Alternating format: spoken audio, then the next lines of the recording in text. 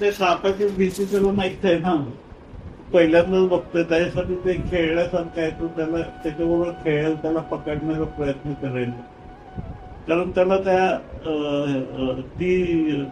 ते भय अजून निर्माण नाही झालंय त्या सापाचं. पण जसं जसं तो मोठा जाईल, त्याला ते ह्याला कोणीतरी साप चावला, त्याला कोणीतरी हे चावलं, मग हळूहळू ते त्या प्राणी बरोबर ती भीती असोसिएट होईल. मग ज्याला तो साप दिसेल तर तो घाबरेल. म्हणजे आपलं ब्रेन, आपल्या पास्ट मधलं जे मेमरी आहेत ना, ते मेमरी मधनं आपले भीती क्रिएट होत असते. मग जर आपल्या पास्ट मध्ये ती मेमरी असेल त्या भीतीशी रिलेटेड, ती मेमरी आपल्याला पुसावी लागेल, तर त्या भीतीतनं तो बाहेर येईल. म्हणजे मॅक्सिमम 90% भीती आपण स्वतः निर्मित केलेली असते, आणि त्याचा बेस असतो आपला पास्ट एक्सपिरियन्स. म्हणजे त्या भीतीच्या रिलेटेड काहीतरी अतीतमध्ये घडलेलं असतं, आणि त्याबरोबर आपण ब्रेन असोसिएट होतो. म्हणजे आपण मेमरी टेक्निक शिकणार आहोत ना, त्याच्यामध्ये पण ही गोष्ट अजून क्लिअर होईल. कारण असोसिएट करताना आपल्या पास्ट मेमरीमध्ये, म्हणजे नुसतं आपल्याला लक्षात ठेवणं हे नाही शिकायचं आहे, आपल्याला विसरणं पण शिकायला हवं. कुठली गोष्ट चुकीची आपण लक्षात ठेवून आपलं लाईफ डिस्टर्ब केलं तर मग त्या ह्याचं काय उपयोग. आणि मॅक्झिमम आपण निगेटिव्ह आणि हे गोष्टी लगेच कॅच करतो, आणि ते परत परत स्मरणात आणत असतो. आणि जे तुम्हाला सांगितलं आता हे लक्षात ठेवा, हे मेमराईज करा, हे चांगलं आहे, ते आपण सोयीस्कररित्या विसरत असतो. मग आपल्याला त्या पास्ट मधल्या काही मेमरी पुसणं पण गरजेचं आहे. जर त्या मेमरी आपल्या दुःखाला, आपल्या भीतीला, आपल्या नकारात्मक घटनांना जबाबदार होत असेल, तर आपल्याला त्याच्यावर काम करावं लागेल ना. आपल्याला मागं जाऊन ते मेमरी पुसावं लागतील, जेणेकरून त्या लहान मुलासारखं आपल्याला होता व्हायला पाहिजे की आता ती पास्ट मधली भीतीची मेमरी मी पुसून टाकलेली, आता ती सिच्युएशन परत जर आली तर मला भीतीच नाही हे होणार. त्यामुळं हे काम करताना ना, ज्याला आपण काउन्सिलिंग करू त्याला आपल्याला पहिल्यांदा त्याच्या भीतीचे जे लेवल्स आहेत, म्हणजे कुठल्या चरणावर त्याची भीतीचं हे ते कॅल्क्युलेट करावं लागतं. तो फर्स्ट स्टेजला आहे, दुसऱ्या स्टेजला आहे, तिसऱ्या स्टेजला आहे. कारण ज्या स्टेजला आहे त्या स्टेजला जाऊन ते हे प्रोसेस करावं. म्हणजे एखादं कोणताही आजार आला, त्याला आपण एखादा पेशंट येतो डॉक्टरकडे, त्याला तो आधी डायग्नोसिस करतो की काय होतंय तुला. मग तो लक्षण सांगतो, मला हे होते, मला ते होते. मग त्याच्या हिशोबाने डॉक्टर डायग्नोसिस सांगतो त्याला. मग ते डायग्नोसिस रिपोर्ट आल्यावर ना डॉक्टर एक अनुमान अंदाज काढतो की तुला हे झालं असेल. मग ते निदान झाल्यानंतर मग उपचार सुरू होतो. म्हणजे आपल्याला निदानच नाही झालं की ह्याचा भीतीचा केंद्र कुठे आहे, तर ते निदानच नाही झालं तर उपचार कसं करणार. म्हणजे आधी त्या डिस्कशन मधनं आपल्याला त्या भीतीच्या केंद्रापर्यंत जावं लागेल. त्याच्यानंतर मग ते बीज नष्ट करावं लागेल, भीतीचं जे काय असेल ते, त्यावेळेला तो त्यातनं बाहेर. आणि बहुतेक चुका आपल्या ह्याच्यात कसं होतात की आजार असतो मनामध्ये, रिफ्लेक्ट होतो शरीरावर, आणि आपण शरीराचे औषध गोळ्या घेत राहतो. पण त्या शरीरात आजार जर मनात आहे, मग तो शरीराच्या औषध गोळ्या घेऊन त्याचा आजार तो कायम बरा नाही होऊ शकणार, जोपर्यंत तो मनाच्या लेवलवर काम करत नाही. तो जर आजार मनात आहे आणि त्या मनामुळे त्याचं रिफ्लेक्शन शरीरावर व्हायला लागलंय, तर आपल्याला मनाच्या लेवलला जाऊन ते काम करावं लागेल. त्याचं मग गोळ्या औषधाची गरज नाही राहणार. म्हणजे जर आजार मानसिक पातळीवर असेल आणि त्याचे लक्षणं शारीरिक पातळीवर उमटत असतील, तर शारीरिक पातळीवर उमटत असलेले आजाराचे लक्षणाचे शारीरिक पातळीवर औषधोपचार घेऊन त्याचं सुटका नाही होणार. थोडंफार सिग्नलिंग स्टॉप होईल. तुम्हाला असं वाटेल की अरे थोडंसं डोकं दुखत होतं, आता कमी झालं. थोडंसं बीपी वाढला होता, आता लेवलला आलंय. म्हणजे फिजिकल लेवलवर रिफ्लेक्ट होणारे सगळे लक्षणं तुम्ही गोळ्या घेऊन औषध घेऊन थोड्या वेळासाठी त्याला बंदिस्त करू शकता किंवा लॉक करू शकता किंवा थोडंसं टाळू शकता. पण तुम्ही जोपर्यंत त्याचं मुळापर्यंत जात नाही तोपर्यंत ते आजारातून तुम्ही मुक्त होऊ शकत नाही. मग तुम्ही फक्त तात्पुरतं टाळत राहता आजाराला. म्हणजे आता समजा मला खूप राग येतोय आणि त्या रागामुळे माझा बीपी वाढतोय. आता मी डॉक्टरकडे जातो आणि बीपीच्या गोळ्या घ्यायला. मी बीपीच्या गोळ्या घेतल्याने माझा हार्ट कमजोर होणार, कारण हार्ट पंपिंग ते जे गोळ्या आहेत ते सिग्नलिंग ब्लड पातळ करतात आणि आपल्या हृदयाच्या जे स्नायू आहेत, जे हृदय पंप करत असतं आपल्या पूर्ण शरीराला रक्त पुरवठा करण्यासाठी, आपल्या मेंदूपासून आपल्या पायाच्या अंगठ्यापर्यंत कंटिन्यू 24 तास आपण जागो झोपलो त्याचं हृदयाचं पंपिंग चालू आहे. मग त्या हृदयाच्या पंपिंगची जे स्नायू आहेत, ती जी ताकद आहे, ती स्ट्रेंथ आहे प्राकृतिक, ती गोळ्या घेऊन आपण त्याची प्राकृतिक ताकद कमजोर करतोय. आणि आजार माझा कुठलाही मनाचा आहे, कारण मला राग येतोय ना, मग तो राग मनातून शरीरावर प्रकट होतोय. मग जोपर्यंत मी माझ्या त्या रागाच्या ह्याच्यावर केंद्रावर जाऊन त्याचा उपचार करत नाही, त्यातनं मी बाहेर येत नाही, तोपर्यंत मी गोळ्या औषध घेऊन माझ्या शरीराचं नुकसान करत राहणार. त्यामुळे ज्या वेळेला एखादा आजार रिफ्लेक्ट झाला, आपल्या कुठलाही आजार असो, तर बहुतेक 90% आजार हे मनाच्या पातळीवर असतात. हा, आणि ते लोक तिथं कामच करत नाहीत. लोक फक्त फिजिकल लेवलवर आपले गोळ्या औषध घेऊन पुढे ढकलत राहतात त्या ह्याच्यात, आणि मूळ आजार आहे तसाच राहतो. जसं सकाळी आपण चर्चा करताना म्हटलं होतं की ते शरीराचं तापमान वाढलं, ताप आला आपण ज्याला म्हणतो, त्याला तुम्ही पॅरासिटामॉल घेता, तर त्या पॅरासिटामॉलनी तुमच्या ह्याच्यावर दाखवणार मीटरवर की कमी झालंय ताप, म्हणजे तो लेवलला आलंय. पण ती गोळी जाऊन काय करते, ती ब्लॉक करते फक्त ब्रेनला जाणारे संदेश आहेत. त्या रिसेप्टर त्या DNA वर त्या पेशीच्या त्या रिसिव्हर पॉइंट असतो, सिग्नल पॉइंट असतो, ते सिग्नल पॉइंट ती गोळी जाऊन ब्लॉक करते. तुम्ही बरेच औषध बघा, त्याच्यात असं लिहिलेलं असतं क्लिअर कट, डी ब्लॉकर, म्हणजे ते शरीरात जाऊन त्या पेशींमध्ये त्या पर्टिक्युलर हे ब्लॉक करण्याचं काम करतं ते. मग तसं आपण मेडिकल सायन्समध्ये जितके पण आता औषध उपचार चाललेत ना, हे सगळे म्हणजे मनुष्याला शारीरिक आजारातनं बाहेर काढण्यासाठी न काम करता, त्याच्या मुळावर काम न करताना फक्त तात्पुरतं समाधान एवढंच बघितलं जातं. आणि त्याचा परिणाम असा होतो की हळूहळू तो आजार रुजत जातो, वाढत जातो, आणि नवीन नवीन आजाराला निमंत्रण आपण देतो. आपण फक्त बाह्य पातळीवरच आपले उपचार करतोय, इतर करायला पाहिजे ते कोणच लक्ष देत नाही.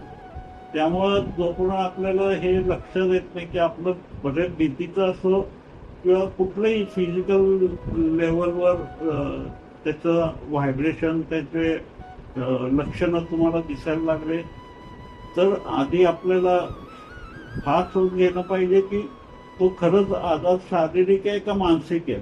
आणि जर मानसिक असेल तर आपल्याला तिथपर्यंत जाऊन उपचार करावा लागेल. आणि समजा आत्मिक असेल तर तो मग शरीरावर आणि मनावर पण त्याचा काय उपयोग नाही. म्हणजे कोणता मानसोपचार पण त्याला उपयोग करू शकणार नाही जर आत्मिक पातळीवर ती अडचण असेल तर. म्हणजे आता 1-2 केसेस आपल्याकडे अशा आल्या होत्या. एक मुंबईचेच कोणतरी व्यक्ती होते,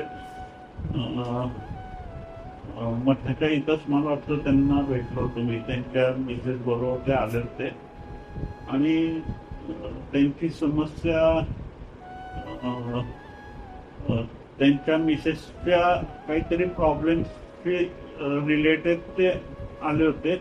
आणि सगळ्या डॉक्टरकडे गेले होते, सगळे औषधोपचार झाले होते, सगळे मनोपचार तज्ञ झाले होते आणि सगळीकडनं ते त्याच्यातनं काहीच रिकव्हरी नाही म्हणून माझ्याकडे आले होते. मग मी त्यांना म्हटलं की मला आधी त्यांच्याशी बोलू द्या, त्याच्याशिवाय मी आधी ठरवणार कसं की नेमकं काय हे आहे. तर त्या डिस्कशन मध्ये मला हे जाणवलं की ते आजार त्यांचा शारीरिक नव्हता ना मानसिक होता, तो होता आत्मिक लेवलवर. मग आता हे मानसोपचार तज्ञ त्याला रिकव्हर करू शकत नाही ना. तो मनाचे रिलेटेड पुस्तक वाचलेले असतात आणि थेरिएटिकल किती पण ज्ञान तू घेत पण जोपर्यंत तो काय म्हणतात त्याला, आता उदाहरणार्थ एक भयाची निगडीत उदाहरण घेऊ आपण की जर एखादा व्यक्ती त्याला कुत्र्याचं भय वाटतंय आणि कुत्र्याचं भय वाटतंय, कुत्रे बघितलं की तो घाबरतोय आणि एका बोळातनं तो चाललेला आहे आणि एकदम 4-5 कुत्रे समोर आले, तर त्याला तू म्हणशील की अरे ही गोळी घे, तुला भीती नाही वाटणार या कुत्र्यांची. ती गोळी आपल्या तिथे भीती जाणार का? ती समोर कुत्रे आहेत, त्या कुत्र्यामुळे त्याला भीती वाटते. मग तू गोळी घेऊन ती भीती जाऊ शकत नाही ना. तुम्ही मानसोपचार तज्ञ म्हणून ते लोक गोळ्या औषध देतात नाही, सगळे 90% सगळे झोपेच्या गोळ्या असतात. म्हणजे पेशंटला त्या ह्याच्यातनं बाहेर काढत नाहीत ते. तू झोप आणि ह्याला विसरून जा तुझ्या. आणि त्या सिच्युएशन मध्ये ना त्या पर्टिक्युलर ज्याला त्या कुत्र्यांशी भय त्याला वाटते, तर तिथं गोळ्या औषधं देऊन त्याला त्या भयातनं मुक्तता होऊ शकणार नाही. त्याला ते भयाचं मूळ त्याच्या आतमध्ये, त्याच्या मनामध्ये, आणि तिथं जाऊन जोपर्यंत तो काम करत नाही तोपर्यंत तो पुस्तक मुक्त होत नाही. आणि माझ्या अनुभवातनं जितके पण माझ्याकडे आता जवळजवळ 4 ते 5 केसेस असे आहेत की जे ऑलरेडी मानसोपचार तज्ञाकडे जाऊन ते गोळ्या औषधं घेतात आणि हे प्रयत्न करतात त्यातनं बाहेर येते. आणि मी त्यांचे किस्से ऐकतोय, त्यांचे ट्रीटमेंट विचारतोय, तर हैराण होते मी की ह्या लोकांना मानसोपचार तज्ञाची पदवी तरी कोणी दिली म्हणून. म्हणजे हे हास्यास्पद आहे.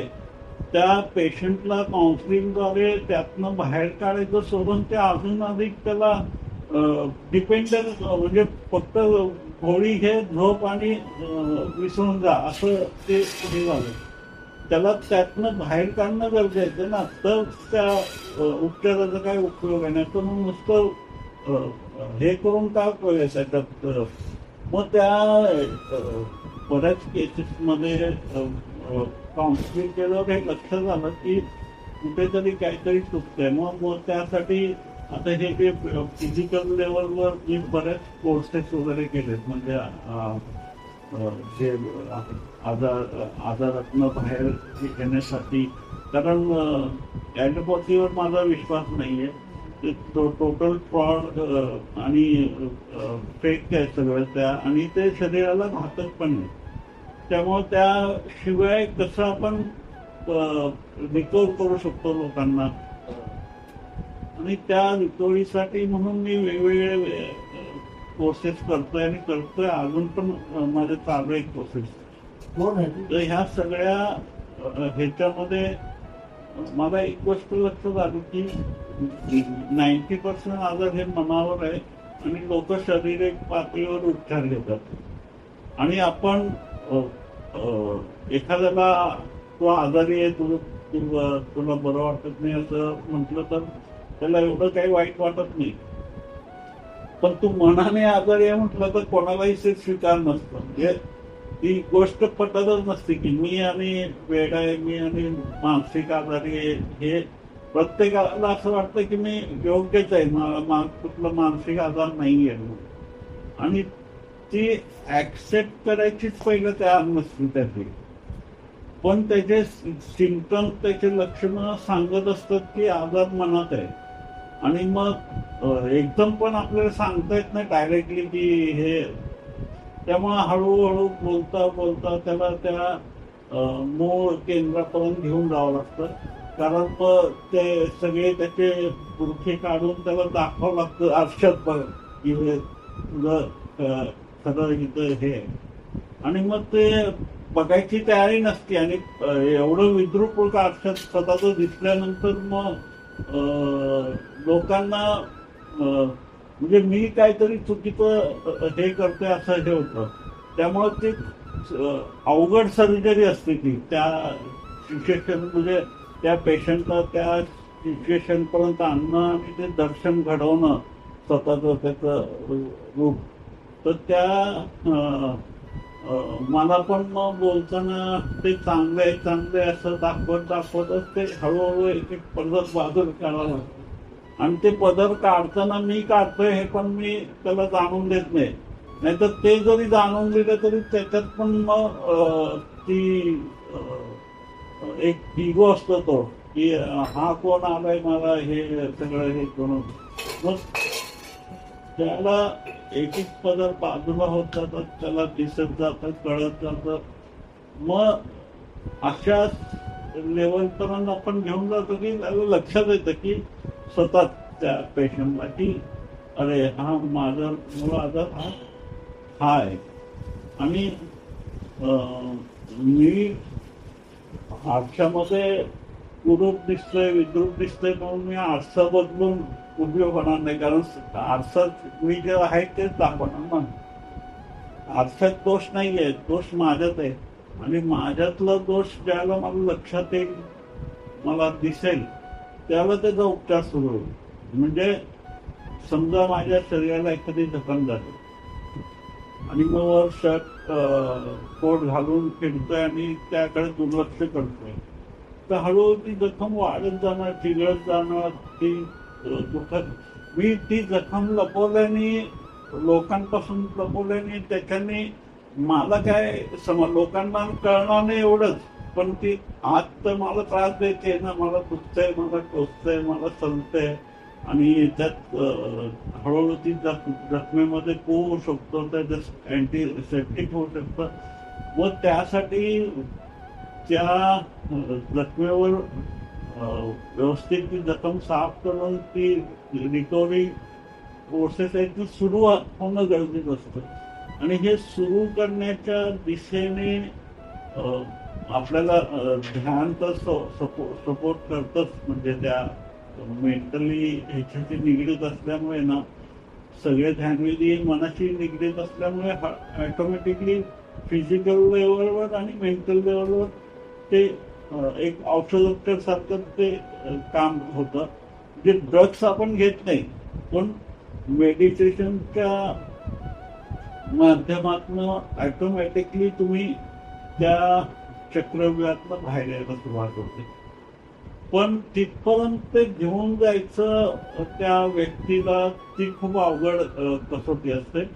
आणि त्याला न दुखवता, त्याला न म्हणजे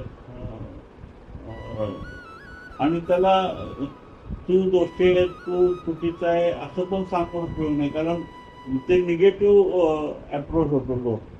त्यामुळं फक्त त्याला ती जाणीव करून देण्यासाठी ती पण विधायक पद्धतीने, म्हणजे नकारात्मक पद्धतीने नाही, एकदम सकारात्मक पद्धतीने त्या व्यक्तीला त्या सिच्युएशन घेतल्यानंतर हळूहळू तो एकदा स्वीकार झालं की हा दोष आहे आणि हा इकडे आहे आणि त्याची इच्छा असेल त्यातनं बाहेर यायची तरच आपण मदत करू शकतो. मग त्याला स्वतःला जर इच्छा नसेल त्यातनं बाहेर पडण्यासाठी आणि हे मग तुम्ही लाख एनर्जी तुमची वेस्ट करा, ती काय उपयोग आहे.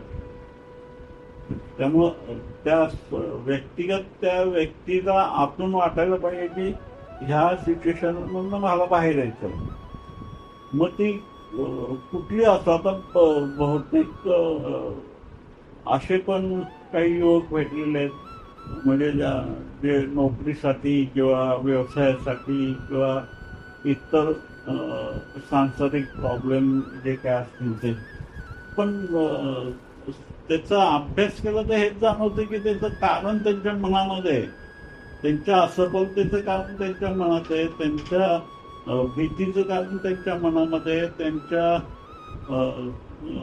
अयशस्वीतेचं कारण त्यांच्या मनामध्ये आहे. पण त्या मनावर काम करायला तयार नाही. त्यांना असं वाटतं की डोक्यावर हात ठेवलं की त्याचं व्हायला पाहिजे, सगळं रस्ते क्लिअर व्हायला पाहिजे. असं होत नाही ना. आधी त्या अगर ती श्रद्धा तुमची असेल की डोक्याला हात ठेवल्याने आपलं सगळं हे होणार आहे तर ते तसं पण घटू शकतं. म्हणजे ते घटित होऊन मग ते तुमच्या श्रद्धेच्या पातळीवर दिलं. एखाद्या व्यक्तीवर तुमची असलेली श्रद्धा, मग ती व्यक्ती असो, दगड असो किंवा गुरु असो, तो गुरु तुमची मदत करत नाही ना, व्यक्ती ना तो दगड ना देव. तुमची त्याच्यावर असलेली श्रद्धा तुमच्या जीवनात रूपांतर घडवून आणत असते. मग ती तुमची श्रद्धेची जी उंची कितपर्यंत आहे त्याच्यावर तुमचं रूपांतरण डिपेंड आहे. पण जी तुमची श्रद्धा आहे ही पण काम चलाव आहे. म्हणजे आम्ही श्रद्धा ठेवतो, काही तुम्ही म्हणाल तसं आम्ही हे करतो, पण हे जर वरणच आहे, आतून नाहीये. म्हणजे की जर असं केल्याने असं होत असेल की आम्ही तुमचे पाय पडतो, तुम्ही हात ठेवा आणि तुम्ही मला ह्याच्यातून मुक्त करा, हे फक्त त्या मुक्तीसाठी म्हणून तुम्ही एक पर्याय म्हणून नाही का, एक साधन म्हणून एखादा गुरुला किंवा एखाद्या देवतेला पकडता त्या ह्याच्यामध्ये, तर त्या मान्यतेने, त्या धारणेने तुमचं रूपांतर नाही घडत होणार. ही श्रद्धा आरोपित होत नसते. ती तुम्हाला सांगितलं की एखाद्या व्यक्तीवर श्रद्धा करा असं होत नाही ना. ती आतून यावं लागतं. आणि श्रद्धा ज्याला त्याचे मूळ खोड कधी होतात, ज्याला ती संदेहात्मक जन्मते.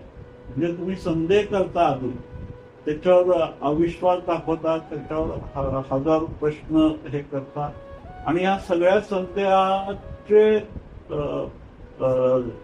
चिंध्या होतात त्या व्यक्तीसमोर आणि ऑटोमॅटिकली मग तुम्हाला ती श्रद्धेचं बीज अंकुरित व्हायला लागतं आतनं, की तिथं आता संदेह करण्यासाठी काय राहिलेलंच नसतं. त्यावेळेला मग ऑटोमॅटिक ती श्रद्धा विकसित होते, डेव्हलप होते आणि ती दूर होत जाते, त्याचे मुळं खोलपर्यंत जातात आणि त्यावेळेला मग रूपांतर घटित होतं. तर कुठल्याही शारीरिक असो, मानसिक असो, त्यातनं जर बाहेर पडायचे मार्ग आहेत, भरपूर आहेत, पण सगळे मार्ग शेवटी स्वतःवर काम करावं लागतं. म्हणजे गुरुवर सोपवला आणि गुरुने केला आणि झाला असं नाही होत ना. तुम्ही त्या सांगितलेल्या मार्गाने, त्या पद्धतीने, त्या मार्गावर चालले तर हळूहळू तुम्हाला त्यात बदल घडायला दिसायला लागतो. पण काहीच न होता सगळं सहज व्हावं हे गोष्ट चुकीची. मग ज्या वेळेला एखादा शारीरिक लक्षणं आपण ज्याला म्हणतो, जितके पण आजार आहेत ते, तर आजाराचे दोन आपण हे पकडूया. एक आजार आहे तो ह्याच्यामुळे होतो, म्हणजे आपण नाकातनं तोंडातनं जे घेतो, म्हणजे श्वास असेल, अन्न असेल, त्यातनं एखादा व्हायरस गेला आणि तो व्हायरस आपल्या शरीरात गेला तर त्या व्हायरसमुळे आजार किंवा एखादा मच्छर चावला, त्या मच्छरच्या ह्याच्यामुळे आपल्या रक्तात काहीतरी व्हायरस तो गेला तर आजार उद्भवू शकतो. दुसरा आजार म्हणजे जो लाईफस्टाईल म्हणतो आपण त्याला, की आपल्या चुकीच्या खाण पद्धतीमुळे किंवा चुकीच्या ह्याच्यामुळे निर्माण झालेला, जसं आपण डायबिटीस म्हणतो किंवा हे बीपी म्हणतो, हे लाईफस्टाईल ह्याच्यामध्ये निर्माण झालेले आजार आहे. मग ह्याच्या व्यतिरिक्त अजून तिसऱ्या पद्धतीने कुठला आजार नाही हे होत. पण जर त्या आजाराला कारण आपलं मन असेल, म्हणजे बाहेरचं व्हायरस कुठला गेलेला नाहीये आणि आपल्या शरीरामध्ये टॉक्सिनमुळे पण काही आजार निर्माण झाला, पण जर मनामध्ये तुमच्या चिंता, भय आणि दुःख अशा किंवा एखाद्या व्यक्तीबद्दल प्रचंड द्वेष असे काही गोष्टी असतील तर त्या गोष्टी सुद्धा तुमच्या शरीरामध्ये ट्युमर सारखे किंवा एखादं गंभीर आजार, कॅन्सरच्या लेवलपर्यंत आजार तुमच्या शरीरामध्ये उद्भवू शकतो. आणि आपण कल्पना पण करू शकत नाही की मनाच्या पातळीवर चुकीच्या पद्धतीने आपल्या मनाची जडणघडण आपण जर केली तर त्याचा आपल्या फिजिकल लेवलवर त्याचा किती परिणाम होतो. त्यासाठी जर आपल्याला वाटतं की आपण फिजिकल लेवलवर स्वस्थ राहायला पाहिजे, निरोगी राहायला पाहिजे, तर आपल्याला आपल्या मनावर पण काम करायला पाहिजे. म्हणजे फक्त फिजिकल लेवलवर तुम्ही चालताय, व्यायाम करताय, रोज सगळं हे करताय, पण मनावर काहीच करत नाही, मग ते तुम्ही डायरेक्टली इनडायरेक्टली तुमच्या जे आजाराचं आहे त्याला खतपाणी घालायचं काम करतं. आणि माहिती आहे नाजूक आहे गोष्ट, अवघड आहे, पण तिथपर्यंत आता मी त्याला हे सगळे किस्से बघत होतो ना, हळूहळू मी जे लोक येत होते तर मी माझ्याकडचं ना हे कमी केलं. मी डायरेक्ट ट्रिब्यूनकडे डायव्हर्ट करतो. आता म्हणजे मी डायरेक्ट सुरुच करत नाही, आधी इथं फिल्टर होऊन मग माझ्याकडे येतं ते. त्यामुळे माझी मेहनत कमी होते, कारण मला माहिती आहे ते अवघड काम आहे ते मेहनत. मग तेवढी ऊर्जा मी हा थोडं ठोकून सगळं गोळा थोडा व्यवस्थित हे केल्यावर मी पुढचा आकार देतो. आणि डायरेक्ट सुरुवातीपासून करायचं काम म्हटल्यावर मला अवघड जातं ते, म्हणजे तेवढी एनर्जी ऊर्जा हे करण्यासाठी. मग त्रिभुवनकडनं आलं की मला सोपं जातं, पण मला माहिती आहे की त्याला कष्ट पडत असणार, कारण एवढं सगळ्यांचं ते ऐकायचं, हे करायचं, ते सगळे कचरा वोमिटिंग सगळं, आणि त्यासाठी वेळ पण द्यायचा अजून. आणि ते पण घरातलं सगळं बायका मुलं ह्यांचे बोलणी बिलणी खाऊन आपलं करत राहायचं ते. म्हणजे अवघड काम आहे ते, पण त्याला पर्याय नाही आहे. पण एकदा काय म्हणतात त्याला, त्या व्यक्तीला ती हिंट आली, ते लक्षात आलं ती गोष्ट की त्यातनं बाहेर यायचे मार्ग मग आपण दाखवू शकतो की ह्या दरवाजा इकडनं जाऊ शकतात. मग त्या उघडा दरवाजा दाखवण्यासाठी पण 10 बंद दरवाजाकडे फिरून आलेले लोक आपल्याला येतात की इकडे बंद आहे, तिकडे बंद आहे. त्यामुळे ते ज्यावेळेला आपल्याकडे येतात त्यांना पण डोक्यात ते असतं की इकडं बंद होतं, इकडं बंद आहे, इकडं पण बंद असणार आहे. त्यामुळे मुळामध्ये ते नाही का, तो कुठंच काय होत नाही म्हटल्यावर शेवटचं काय करू असं एक असतं प्रत्येकाला आशा. इथं नाही तर इथं तरी जाऊ, इथं नाही तर इथं. इकडं 1000 ठिकाणी नाही झालं तर एक बघायला काय जातं, अजून एक आज हे. त्यामुळे ते येतानाच त्या डोक्यामध्ये त्यांच्या ते असतं की इथं आपलं काम होणार नाहीये. आणि एकदा माइंड मध्ये ते घेतलं काम होणार नाहीये तर मग होणारं काम पण बिघडायला सुरुवात होतं. त्यामुळे त्यांच्या मनात ना आधी ते भीती काढायला लागते ती त्यांच्या आतमध्ये ते हे करण्यासाठी. आणि मग त्यासाठी असे फिल्टर गरजेचे असतात. म्हणजे असे बुद्धाच्या काळात तर 7 जण होते, म्हणजे डायरेक्ट बुद्धाकडे कोण येत नव्हतं. त्याच्या आधी 7 जण होते. तर एक एक एक एक एक एक एक तिकडनं पास होत शेवटी आनंदकडे यायचे आणि आनंदच्या नंतर मग ते बुद्धाकडे. कारण 90% तर बकवास प्रश्न लोकांचे असायचे. ते 90% त्यांची समस्या असे म्हणजे अर्थहीन असायचे. त्यामुळे ते बुद्धांपर्यंत ते फिल्टर मध्ये तिथेच गळून जायचे मध्ये. आणि त्यांनी रचनाच अशी केली ती बुद्धांनी की त्यांच्यापर्यंत खरा ताणलेला लोक तिथं पोचायला पाहिजे. म्हणजे आपल्या साध्या छोट्या मोठ्या ह्याच्यासाठी तिकडं मधल्या कुठल्या तरी ह्याच्यात कारणीत अडकून राहायचं, तिकडनं रिटर्न त्याला पाठवायचं.